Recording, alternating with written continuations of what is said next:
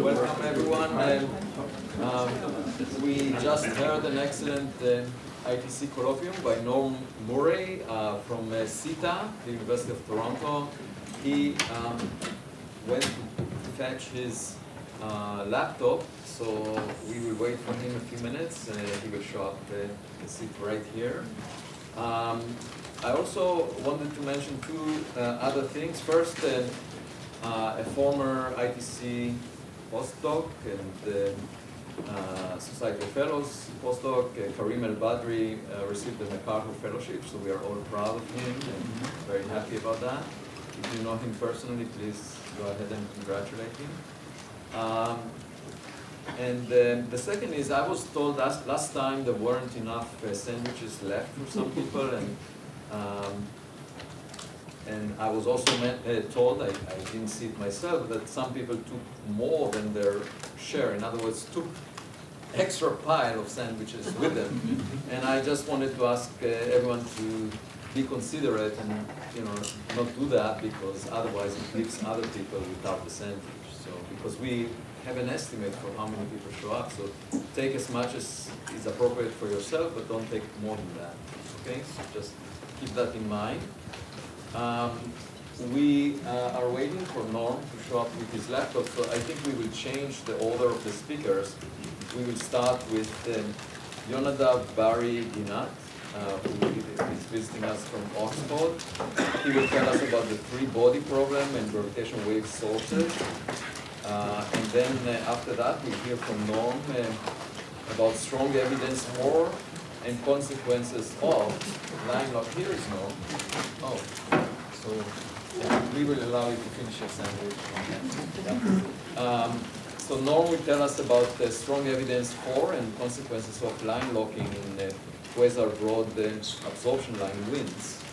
It's related to the topic of his colloquium today as well. Then we'll hear from Sudip Bhattacharyya from MIT. Where is Sudip? It should be here. No? Did it arrive? I'm here. Oh, you are. Good. And he will tell us about the transitional millisecond pulsar inference of continuous gravitational waves. And finally, we'll hear from Isabel Medlock from Yale. That's you? Yeah. Who will tell us about statistical properties of cold gas streams feeding massive star-forming halos at cosmic noon.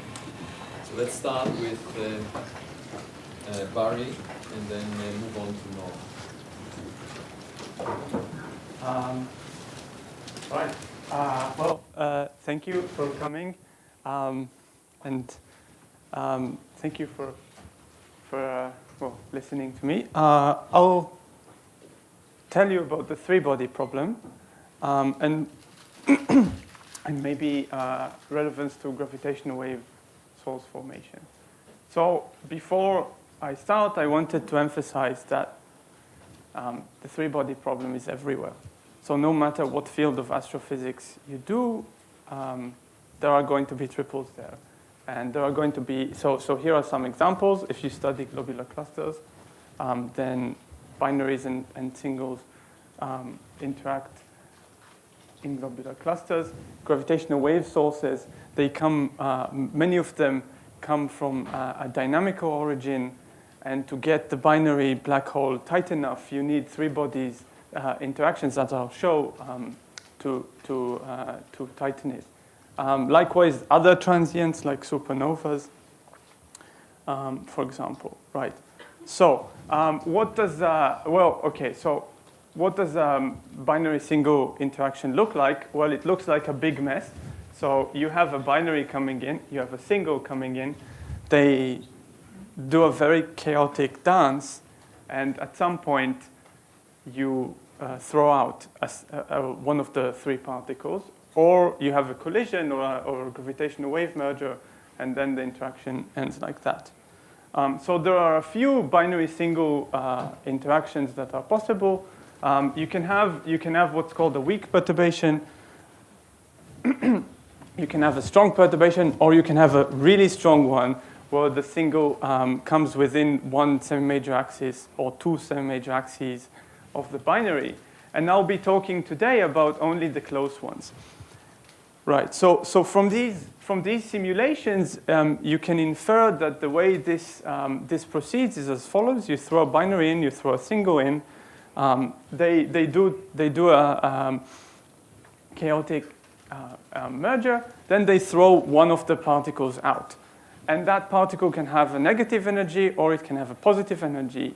Usually it would have a negative with a higher probability, a negative energy, which means that it would come back. And once it comes back, there's another close triple interaction, and this repeats until you get a negative energy, and then the particle is thrown away to infinity. And you can study this with three-body simulations on a computer. It's nowadays it's very easy to do so. But today I'll describe a way to study these probabilistically using statistical mechanics. And the way to do it is to say, well, so during one of those chaotic three-body close approaches, the system covers a certain area in phase space.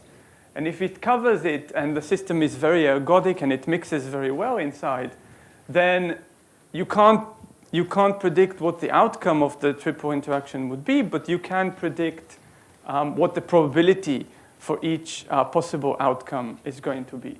And how do you do it? Well, you basically do what would be what's written here. So this is a microcanonical ensemble. You just integrate over a certain region of phase space where you say, okay, so the system mixes here. I'm going to integrate here with all the conserved quantities, and I'm going to calculate the probability, so the density of states on that phase subspace. Right.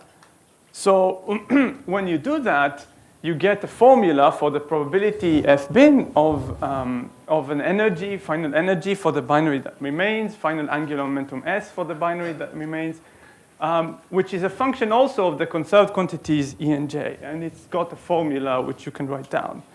And crucially, this probability is zero outside a certain region of phase space, and you have to parameterize it in a certain way.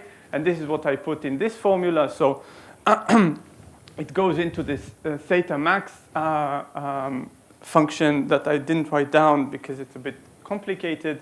But essentially, it requires the definition of this area in phase space, which is given by this parameter R.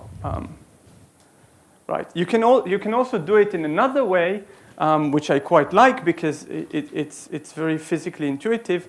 You can use detailed balance. So what you would do is you would imagine a cluster which is in thermal equilibrium. It's an imaginary cluster. It doesn't have to exist in nature because in nature clusters are never in thermal equilibrium fully.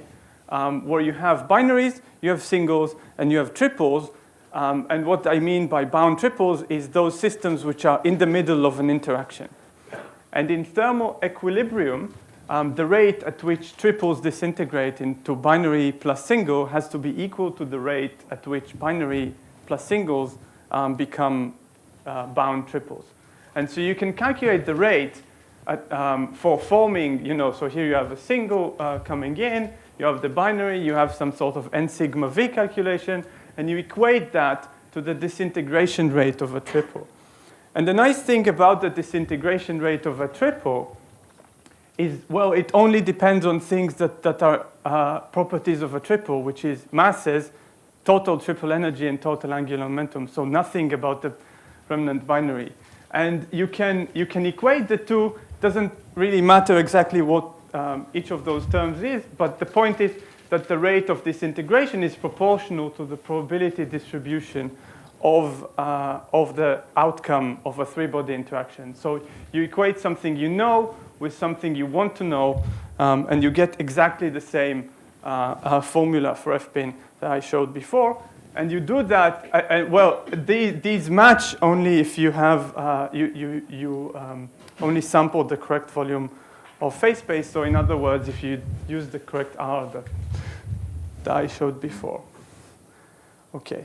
All right, so what does it give? Well, it gives predictions for outcomes of three-body interactions in an ensemble. So for example, you would have the eccentricity distribution of binaries that have undergone binary single encounter. You see it's a bit superthermal.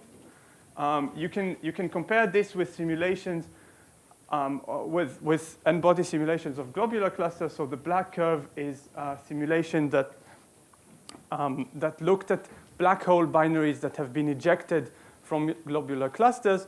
If they were ejected, that usually means that there was a three-body interaction before that, which gave them a lot of momentum to leave the cluster.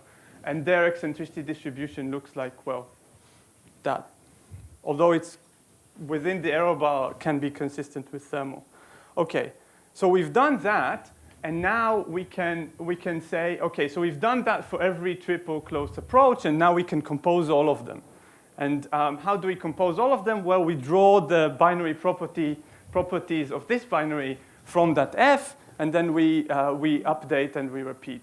And if the system, for example, loses energy or loses angular momentum during the hierarchical phase, we can update those again and repeat with the new total energy, new angular momentum. So for example, if you have gravitational wave emission of this binary during the hierarchical phase. OK, and and what that gives is you're able to calculate the probability of merging due to gravitational wave emission during that extended three-body interaction. So you have lots of repeats, basically, of a binary single interaction until you throw the third body with positive energy. So you can have, right? So you can have a merger during the three-body chaotic phase, or you can have a merger in between, in one of those in-between hierarchical phases. And you use basically to compute that, you use the formula for the outcome probability at each step, and you compose them. Right. So that is what gives you this blue curve. There is a bit of fuzziness in this definition of exactly what the chaotic region in phase space is. So you can change that parameter a little bit. It gives a different amplitude, but it gives the same functional form. And then you compare with three-body simulations with post-Newtonian terms, and you find that, well, for what you would expect for this beta parameter to be of order unity, you indeed find agreement with the simulations. All right. Well, so I told you that three-body problems, the three-body problem is ubiquitous in astrophysics. It's interesting. You can do analytic theory despite it being so chaotic, and you can calculate probabilities of outcomes of three-body encounters. And these are unique distributions.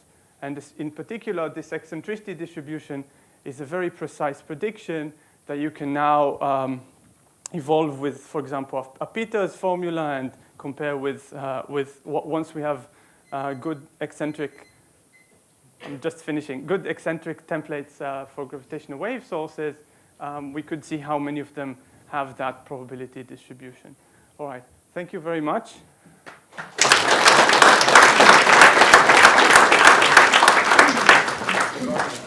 I wanted to ask you about the detailed balance argument, because Heggie also has this other law of hard binaries become harder, and that comes from the negative heat capacity of self-gravitating systems. So how can we apply thermodynamical arguments like digital balance to a system that has a negative heat capacity? Very good. Okay, I was hoping someone would ask me this question. And first of all, so in the same paper that he derives the law, he also puts, he is the first person to use detailed balance actually. But the idea is that this gravitating system, right, which is a globular cluster and has a negative, so its core collapses and it forms binaries. And then it heats up because these binaries kick singles, give them energies. But this idea, right, so of a detailed balance has nothing to do with where the triple is. You just you can even have a flame underneath your cluster to keep it in equilibrium if you wanted to. The only thing this relies on is the probability. Well, the only thing that you get out of it is the probabilities for outcomes of three-body interactions, and then where you place those binary singles, whether they're in an actual cluster which is in equilibrium or not in equilibrium, that doesn't matter. The only thing that this argument can give you is the outcome probability. So detailed balance wouldn't give you the heating rate correctly. For that, you have to apply properties. You have to know something about the cluster. But it would give you the integrand for the heating rate, if that makes sense, correctly. Thank you. Yeah. Yes, please. There is another aspect, not only gravitational wave sources, but something that is easier to check whether your calculations are correct in terms of quantitatively. There are recycled pulsars, X-ray pulsars in global clusters. Mm-hmm. So basically, when you have a formation of a closed binary by triple interactions, supposedly, that happened recently, and so you have a pulsar with a period of 1 second in a global cluster that is 10 billion years older, where you expect all of them to be accelerated to millisecond periods, and such systems are observed. So I just look at the catalog, plot the distribution of semi-major axes and eccentricities, and check whether this agrees. Yeah, you can agree. There are counts of X-ray sources, so you basically can quantitatively compare it. Well, that's a great suggestion. I have not thought of that, but I will definitely do that now. Thank you. Any other questions, comments? Yes, please. So I'm curious about, in this case where it's fully thermalized or fully chaotic in that moment, you sample the phase space fully, and you can say, the probability of a certain encounter, as you said, is like the fraction of phase space that you occupy. And but do you think there's any promise in this line of thinking where you don't fully reach that chaotic state? So, essentially these, in the paper that Johan and I wrote, we were able to make those estimates for the limit of the really chaotic encounters, and the slightly weaker ones that might get randomized a little bit but don't drift so far from their initial conditions were much harder to do analytically. So what do you think we can do about the slightly weaker encounters? Okay, I have two things to say. Yeah. So first of all, I want to emphasize that for the really chaotic ones, I still don't sample all of the phase space. There's just a well-defined bit that it mixes in. Okay. And then secondly, for the weak ones, for the ones, for example, where you throw in the single star, and suddenly, due to the specific initial conditions, it does a quick exchange and it doesn't have time to mix. That is an open research question, unfortunately. I think that you would may be able to address this with a variant of detailed balance, but it's not completely clear to me yet how to do it. Okay. You would maybe try to do perturbation theory, but so far I've not succeeded in those ones. Okay. So I would say, yeah. That's okay. Thank you. Barry, once you solve all the problems related in classical dynamical systems, you should apply it also to quantum systems. Yes. So my former PhD supervisor, Chagai Perez, has been thinking about this, and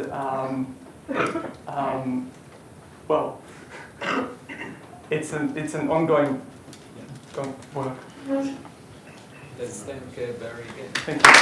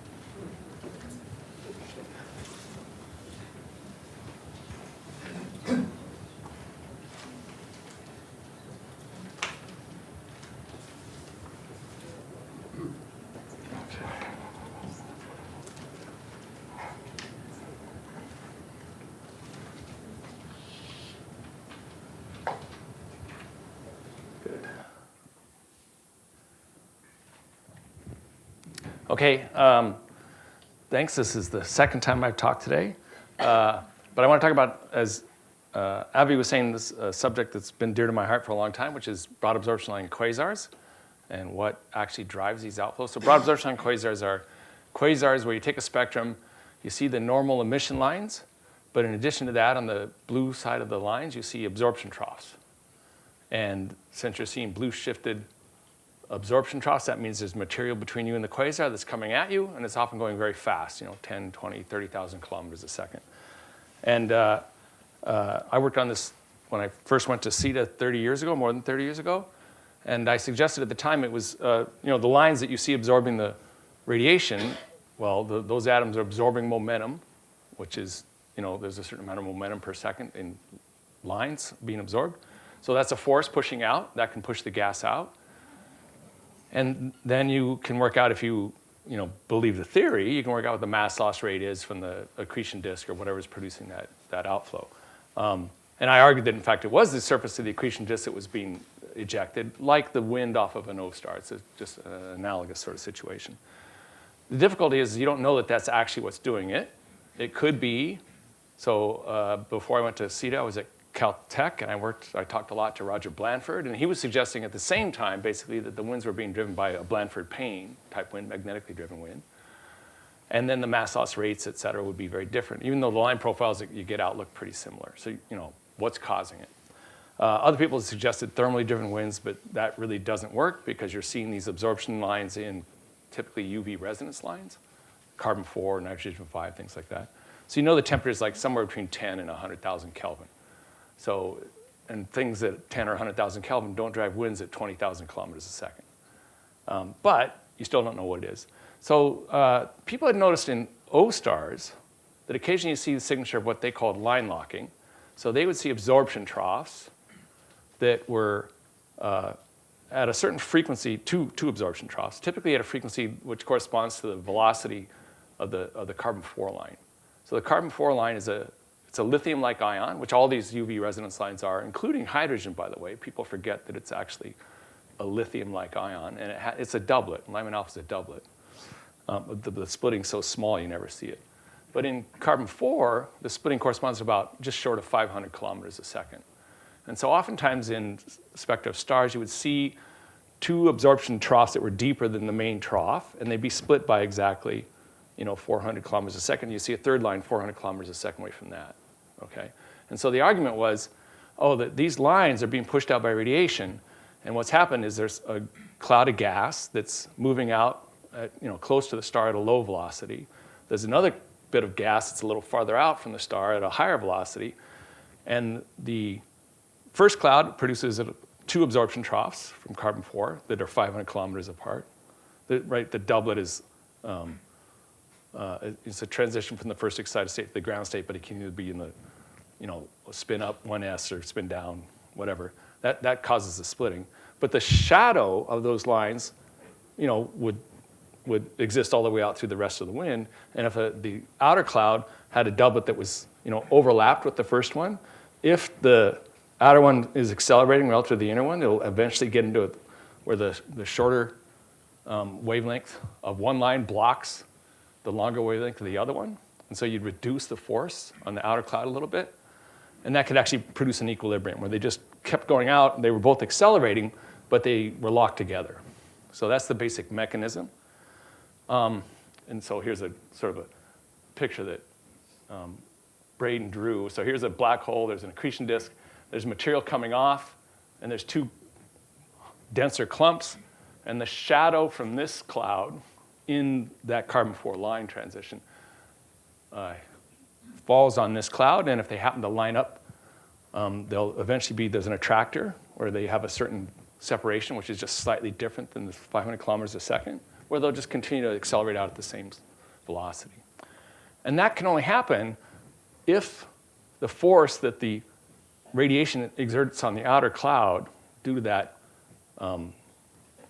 shorter wavelength, so the longer wavelength absorption, is a reasonable fraction of the total force on the cloud, right? Because there's a small change in the acceleration, and if your total acceleration is too big, that small change won't cause any locking. So that's the idea of how to use line locking to see if it's radiation pressure that's driving the outflow or not.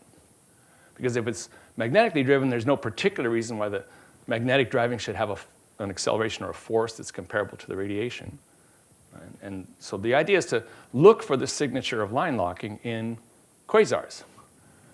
Now, Luis Masribas, I spelled it backwards, sorry, did this a number of years ago using Sloan data. So he took all the Sloan quasars that he could find, sort of order 100,000 of them, and looked for this signature. And he saw a hint of it. But he was worried that it was an artifact, because the Sloan data are very noisy, right? People that run Sloan are mostly cosmologists. They want to use quasars to trace out large-scale structure. They don't actually care about the physics of quasars at all, so they don't need any high signal-to-noise spectra, so they don't waste their time, okay? But one person's garbage is another person's treasure, so, okay, we're going to dig around in what they ignored and see if you can see the signature of line locking. And the difficulty is that, the doublet, the line ratio is typically 2-to-1 for these doublets. You can work out the atomic physics of why that is. But if your signal-to-noise is low, then sometimes one absorption is supposed to be deeper than the other. It turns out that the optical depth of these things are typically close to unity. They're typically not saturated, but they're not so far from saturated. So if you have enough noise, the weaker line, which should be only half the depth or roughly half the depth of the stronger line, actually ends up looking deeper.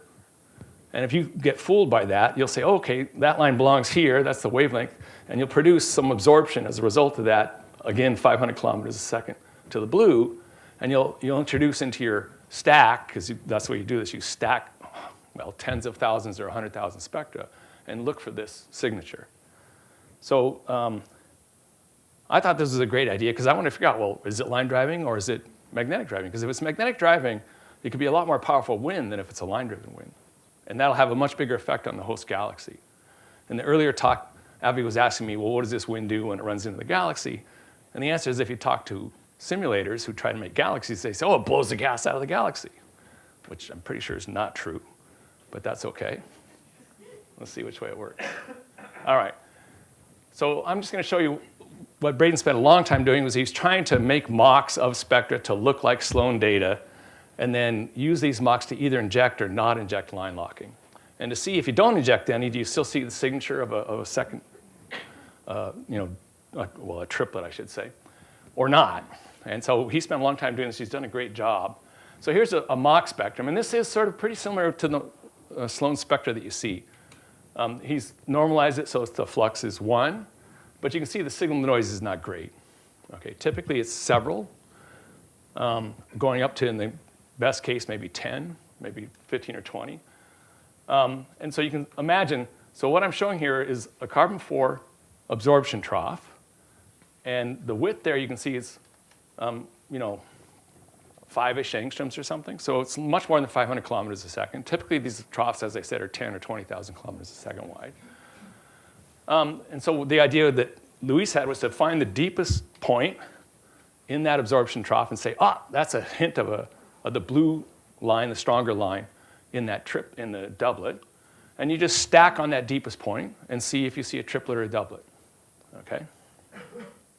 Now, the troughs, this particular one has a very sharp right edge, and we fit it with a ramp on the long wavelength side, but a sharp edge on the left wavelength side, which is not exactly the way they look. You could try doing it with a Gaussian. It turns out to be harder to do.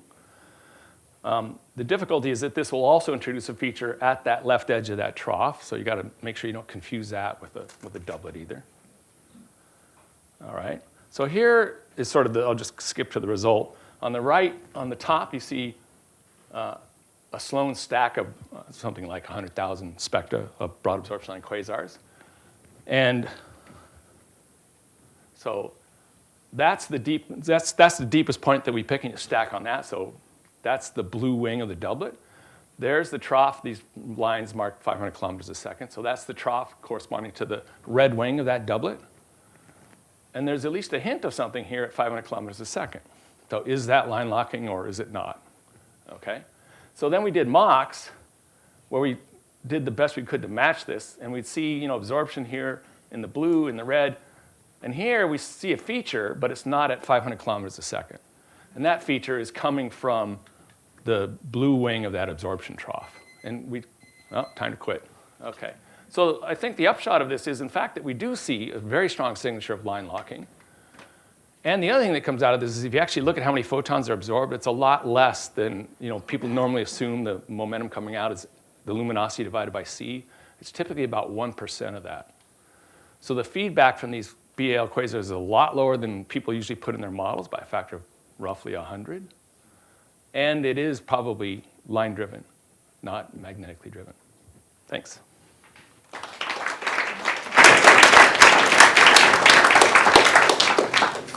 Given supersolar metallicities usually that are identified in the gas close to the black hole, which line is the most important one in driving the output? Typically, the ones you can see is oxygen 6.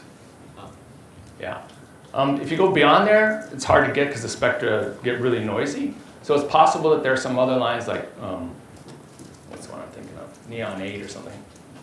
Is another possible line, but you can't tell. But probably it's oxygen. It's not carbon 4. It's oxygen 6. It's the stronger line. But it's hydrogen is not is fully ionized. Hydrogen is a player, but it's not the biggest one. Yeah, it's over ionized, right? Yeah. Yeah. I mean, this has not got anything to do with ionization. You just look at the number of photons that are missing, but it's because it's over ionized. Yeah. Comments, questions by anyone? No galaxy simulators here. Where's Mars? Yeah. So I think this is really an interesting result. That in fact, people are putting way too much feedback into their galaxy simulations. Well, they don't have line-driven winds, do they? Most simulators, so for big clusters, people use jets, which you can see are there and they matter. But for smaller mass halos, people do put in winds as their main form of feedback. And they usually scale it to L over C. But you mentioned the speed is getting to be 10% of the speed of light up to that. Yeah. So that requires some relativistic hydrodynamics if you want to treat it properly. Not in a galaxy sim, it doesn't. Maybe in real life, but no, nobody does that. Yeah. Okay, well, a challenge for some of the theorists here. Yes. Okay, let's thank Norm again.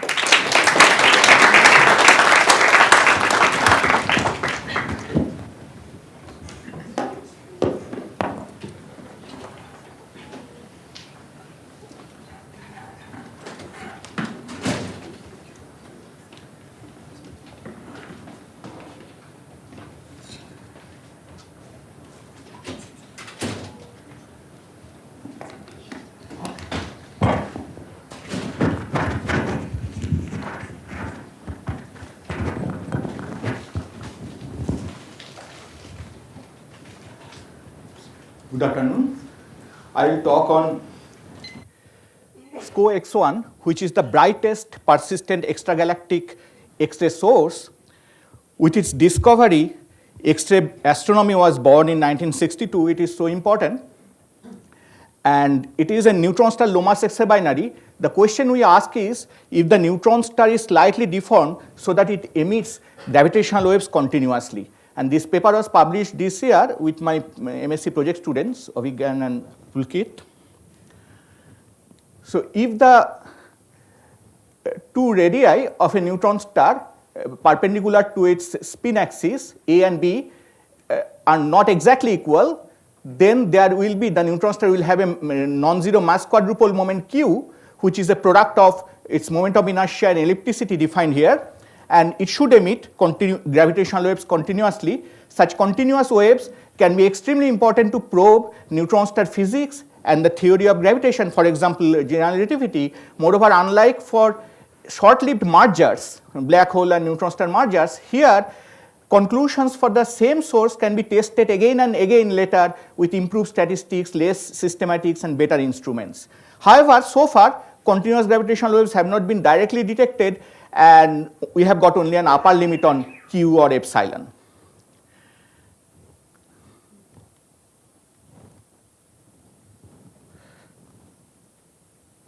It's not.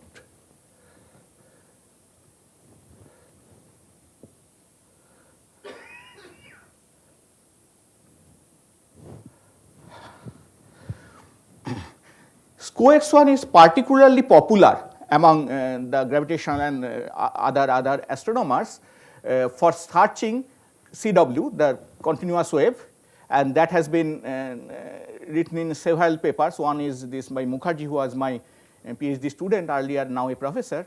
Now there are two reasons. One is that it's relatively short distance, which means the CW strain, which is basically the fractional change of a length due to gravitational waves and which is measured by an instrument like LIGO, is higher for a lower distance. And second is, it's very high persistent accretion rate of this source, which, if we consider that the typical age of an LMXB is about 1 billion of years of that order, then that would mean the neutron star spin frequency would go up to a very high value, probably beyond the breakup frequency, or at least beyond the observationally indicated upper cutoff, which is about 730 Hz for pulsars. So clearly the source exists, it has not broken apart, and therefore people think there must be a negative torque acting on the neutron star, and the only plausible candidate might be the gravitational waves, and therefore this is a very good candidate for continuous gravitational wave search. However, despite this promise, CW detection from SCO-X1 remains challenging, and it has not been detected so far. One difficulty is that this is not a pulsar. In fact, the upper limit of fractional pulse amplitude, it has not been detected. Upper limit, we get upper limit which is very low, it's 0.00034, therefore it's not, with all probability it is not a pulsar, and hence the spin frequency is not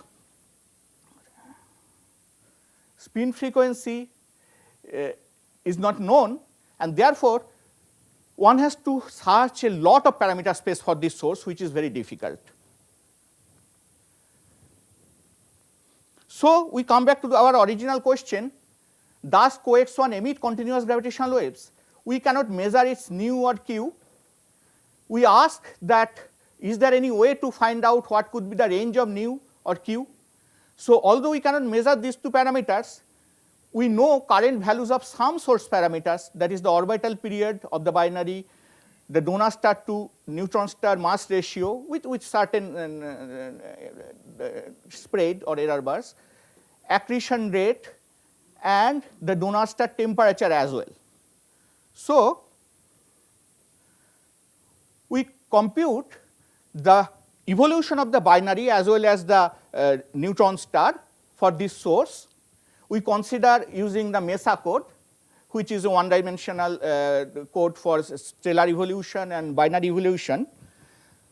We consider many values of initial parameters, and other parameters and compute the evolution of SCO-X1 using this code, and we accept that evolutionary sequence or a few of them for which we can reproduce these 4 known parameter values simultaneously. And when we can reproduce all 4 of them simultaneously in a particular evolutionary sequence, we call that time scale as the current time.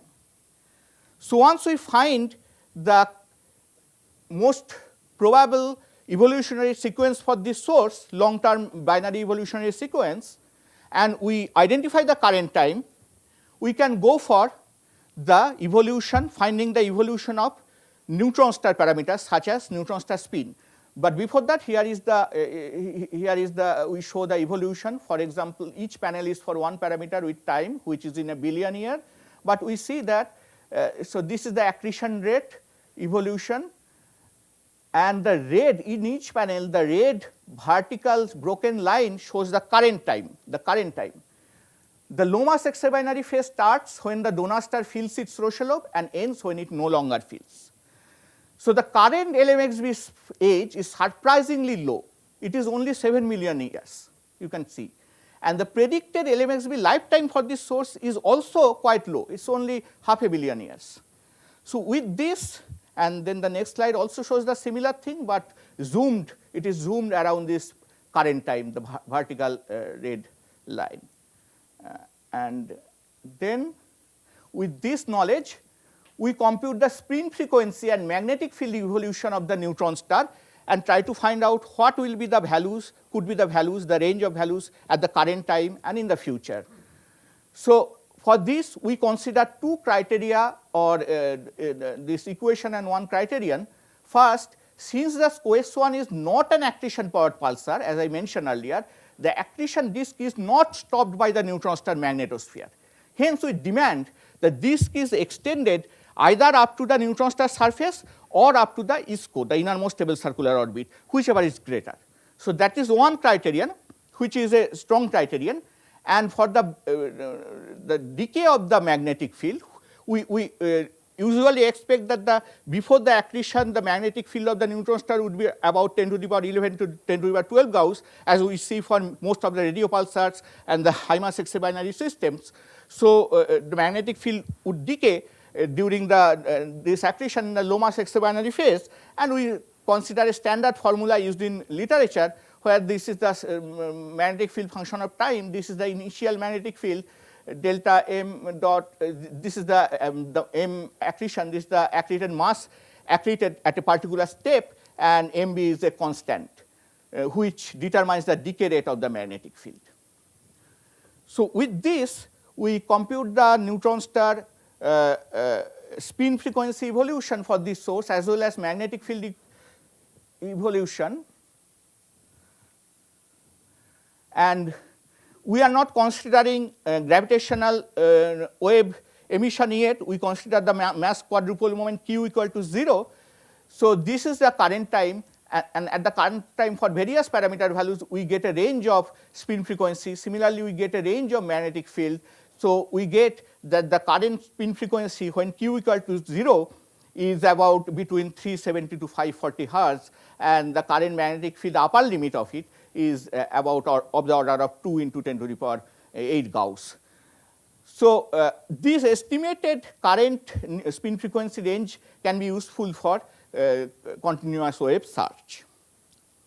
And then we point out 2 important findings from these same 2 figures. These are the same 2 panels as the previous one. The first one is the current neutron star frequency is not very high. It is between, say, 300 to 500, 550 hertz. So people expected that it would be very high, but it is not high. And the reason is the age, current age of the SCO-X1 is surprisingly low. It's about 7 million years. Hence, CW is not required at the current time. So this source, that way, if we think about that, considering the spin frequency with q equal to 0, this is not a very good source to search for continuous gravitational wave. It is not required to explain its spin frequency. However, I'll take a little more time. However, in the future, we can see the spin frequency will become very high, and exceeding the cutoff, and perhaps even exceeding the breakup frequency, and then we may need to consider the CW to avoid this.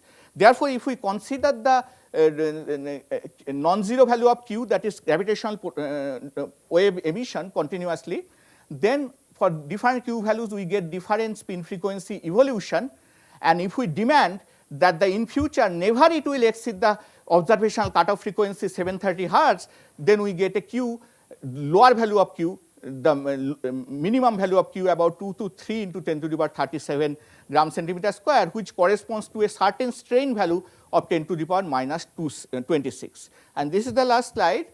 Now, we consider the right panel. We consider a very large range of Q here, 10 to the power 36 to 10 to the power 40 in CGS, and it shows that for lower values of Q, the blue is the strain increases from a low value, but the green is the spin frequency of the neutron star. Both are current values.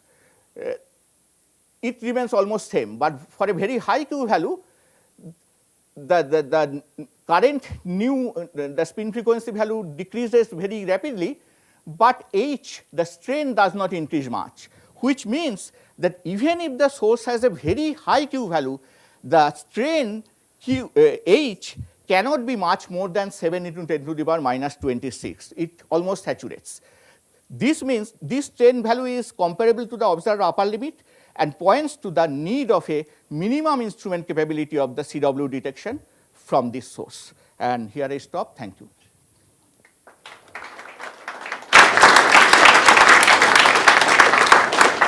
So, can you clarify which of the upcoming gravitational wave observatories would detect it, or what? Is there a prospect, or is it too weak? So we have not really. It's about 10 to the power minus 26. Yeah. Then it is at the border of the current thing. LIGO, if we improve it, it will be at the border, because it is a continuous gravitational wave. That way we can kind of add on. On the other hand, we do not have the spin frequency. That is the difficulty. But we have constant the spin frequency in a certain range, but still it is a relatively large range. So it will be difficult, I would say. I cannot say with certainty, but probably it will be a good candidate for the next generation Einstein or something. Questions for Sudip? Looks like everything was clear, and we wish you success in your forecast being confirmed in the next generation of gravitational wave observatories. Thank you. Thank you.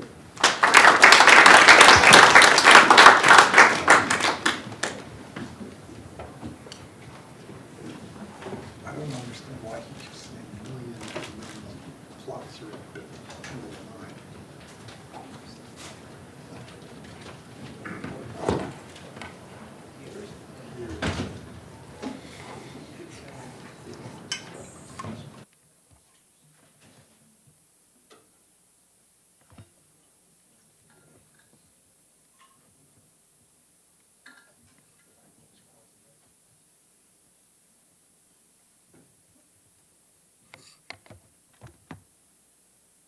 Hi everyone, my name is,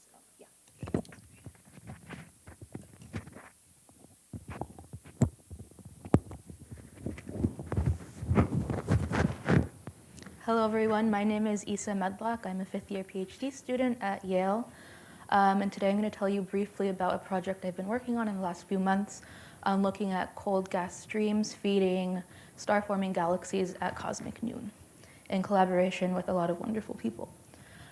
To give a bit of background and motivation, I like to start with the cosmic star formation history over cosmic time. And clearly looking at this plot, there is a prominent peak in the star formation rate over time. And at this time, cosmic noon, we observe halos or galaxies that have that host galaxies that have very high star formation rates on the order of 100 to 200 solar masses per year. and we refer to these as star-forming galaxies or SFGs. And these are usually hosted in halos around 10 to the 12 solar masses and above. And when we compare that to the present-day Milky Way star formation rate on the order of 1 to 4 solar masses per year, we can see that's a huge discrepancy. So a key question is, how were these halos at cosmic noon able to sustain such high star formation rates? And we can think of that in terms of gas accretion. There are two classical modes of gas accretion: a hot mode, in which gas falls in quasi-spherically and is shock heated close to the virial temperature, and then slowly cools into quasi-hydrostatic equilibrium. And then there's a cold mode of accretion, in which gas that's accreted by the halo falls into the center, maintaining its cold temperature in the form of cold streams that flow along intergalactic filaments. And these different modes dominate at different redshifts and masses. But what about this case for the SFGs, the hot halos, hot massive halos around cosmic noon? Theory predicts that the accretion rate, the baryonic accretion rate of these hot halos is on the order of 200 solar masses per year, at least for a 10 to the 12 solar mass halo at around 2.2 solar masses.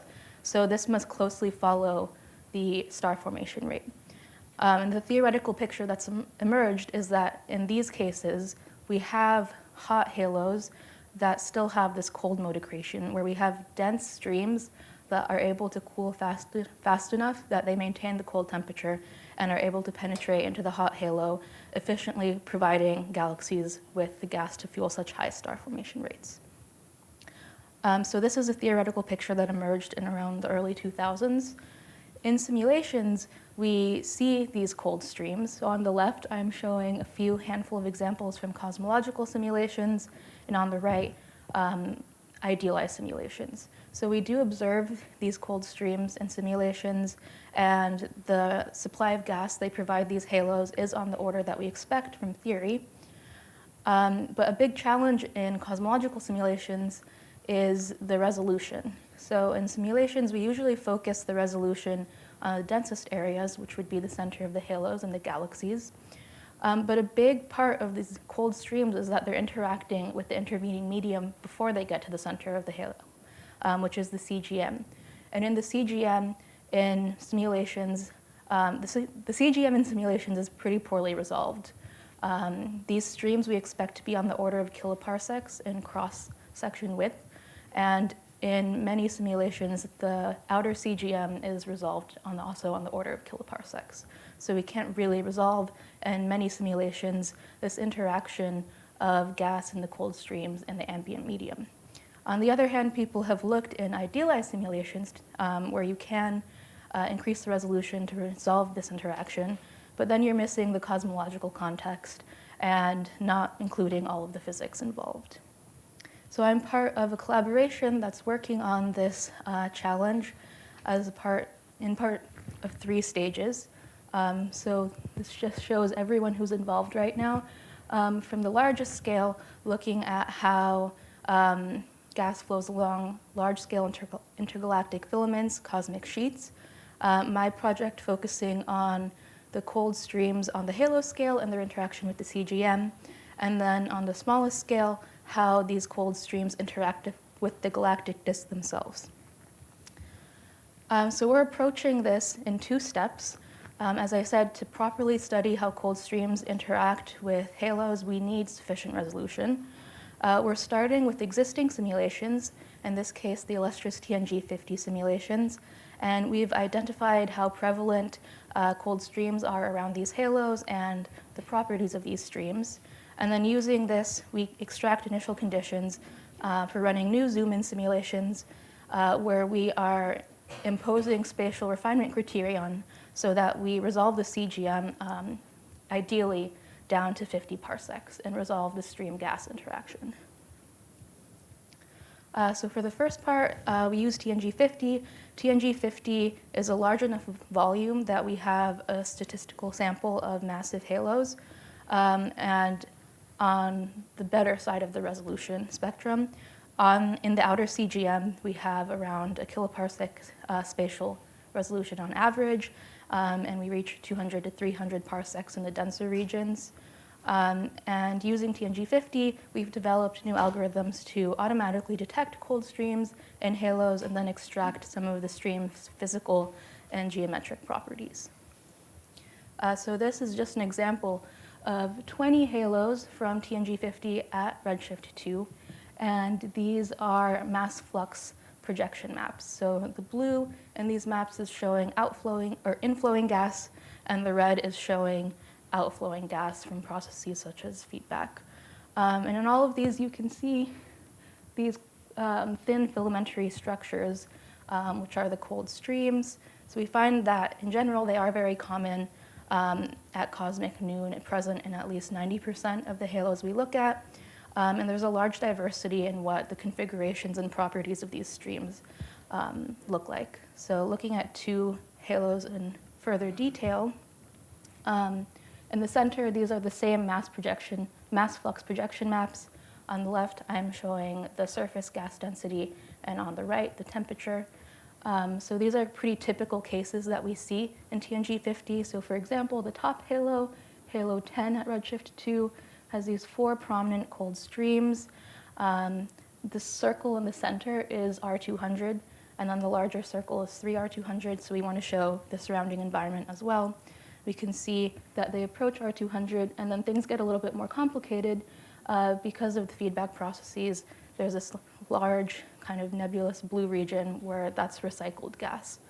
And then there's outflow processes. And then similarly for halo 120 at the bottom, we have 3 streams, which kind of fits the classical theoretical picture, in which these halos are nodal halos embedded in the cosmic web fed by 3 filaments. So classically, we expect 3 streams like this. And then if we look at each of them, it's apparent that there's this denser, cooler core that's more fine and is hard to resolve in these simulations. Just statistically, when we identify how many of these halos have cold streams, at least one cold stream, we find that at cosmic noon, as we expect, they're very common, occurring in at least 80% of the halos from redshift 4 to 1, and then as we go closer to redshift 0, they begin to disappear. And looking at the configurations, the number of streams that these halos host, at redshift 2, 1, we see the expected common configuration of 3 streams. We've looked at the properties in general of the streams, such as the density on the right and the temperature on the left. And on the left, temperature, we find that it increases as we go to lower redshift, and this is a bit what we expected. As the streams interact with halo gas, they're usually heated a bit with the interaction with the CGM and then the feedback mechanics, but the density remains roughly the same. We looked at the geometric configuration of these streams. Again, in the classical picture, we think they're fed by 3 filaments, and we expect these to be coplanar. So we measure the coplanarity angle of the streams in TNG50, where a lower value closer to 0 would indicate they're roughly coplanar, and a higher value would indicate they're more isotropic. And we measure that at cosmic noon, they are roughly coplanar, as we expect. And then finally, we've measured how deeply into the halo they're able to penetrate. And I'm going to show the results here. We find that up until redshift 0.5, they are able to penetrate more deeply and more deeply, which was a bit surprising, because you kind of expect this to maybe peak at redshift 2, where the star formation rate is peaking. And in general, they don't seem to penetrate very deeply into the halo at all, up to maybe 0.7 or 0.6 R200. But as I said at the beginning, we can't really trust these numbers at all, because TNG50 is not resolving the physics of the stream CGM interaction. And not only that, different types of codes also predict different stream penetration, such as Ramsey's predicts 1/3 of the virial radius, and an earlier Arepo simulation, 0.5 R200. So we're addressing this by building a suite of zoom-in simulations with the TNG50 initial conditions. And I guess one quick result is that we've run this with 250 parsec throughout the CGM, and have already found that, at least in the one case we've looked at, the stream penetration has increased significantly from 80% of the R200 to 50%. I'll leave my summary up. Thank you.